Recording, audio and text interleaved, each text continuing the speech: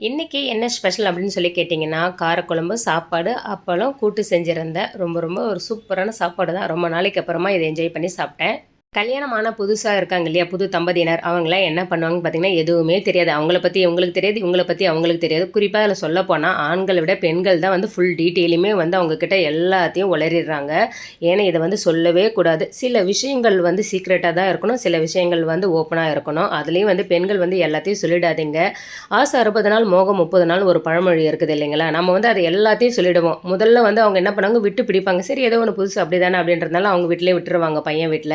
ஆனா, இது ஒரு சின்னதா ஏதாவது ஒரு சண்டை வரட்டும் பாருங்களேன், அந்த கேப்ல வந்து மொத்தமா சொல்லி அத நம்மள வந்து அசிங்கப்படுத்தி விட்டுருவாங்க.